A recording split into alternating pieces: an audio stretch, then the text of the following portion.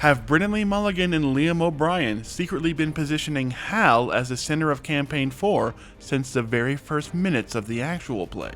Now you have my attention.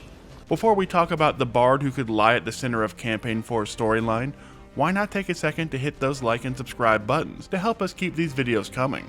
It only takes a second, and it really does help these videos cut through all the AI slop. And then, let's talk some Critical Role. Critical Role finally returns from its holiday hiatus today, and the image for the latest episode features Liam O'Brien prominently despite the fact that it's technically still a Soldier's Table episode. But between what we learned in the opening Overture episodes, and the information we've picked up in the various opening segments in the Soldier's Table's first arc, could Hal be far more important to the story of Campaign 4 than we ever expected, and perhaps far more involved in his brother's actions than we were led to believe?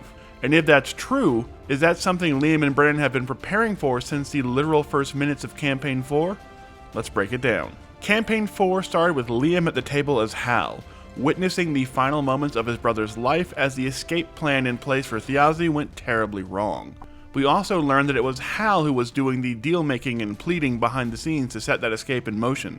And it was Hal to who he sent his final message about helping Murray and meeting with Bolaire and talking to Thimble, and even calling Hal his hero. So, with all that set in motion from so very early on, and with recent events adding more fuel to the fire, could Hal secretly have been the true center of his brother's network of rebellion?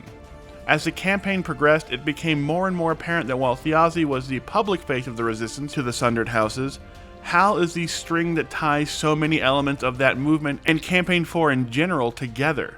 We learned that not only has he become the one true friend and confidant of Bolaire, a walking weapon meant to kill beings as mighty as the gods themselves, but he's also had his hand in many other seeming coincidences as well, such as introducing Wakander to the actress who he would fall for, and acting as a teacher to the young noble, all of which sort of set Wakander up on the initial path to oppose his own mighty house.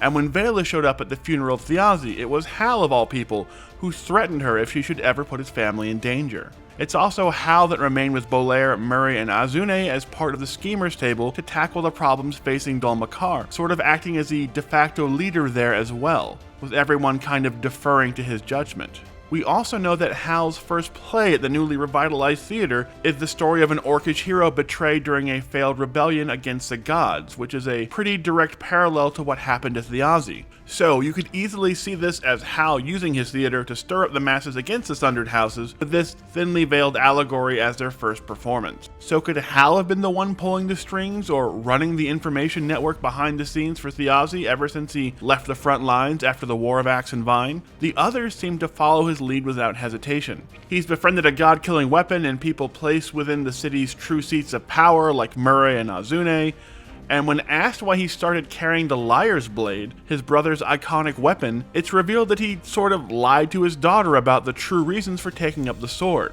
So is this the case of a brother rising up to fulfill the duties left behind by his fallen sibling, or has Hal been far more involved for far longer than even his companions may have realized? And only now is he slowly stepping from the shadows to take Thjazi's place as the new face of the coming rebellion. Only time will truly tell, but knowing how Brennan Mulligan weaves the story, and the way that we not only started with Hal, but keep coming back to him, it's clear that he's far more than just a bard isolated from his brother's fight. And perhaps tonight we'll get an even better picture of just how deeply involved Hal has been as he returns to the Critical Role table yet again.